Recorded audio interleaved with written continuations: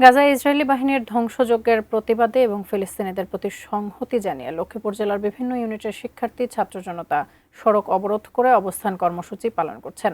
লক্ষ্মীপুরের উত্তর তেমনি চত্বর থেকে বিস্তারিত জানিয়েছেন প্রতিনিধি মেহরাজ উদ্দিন রবেন।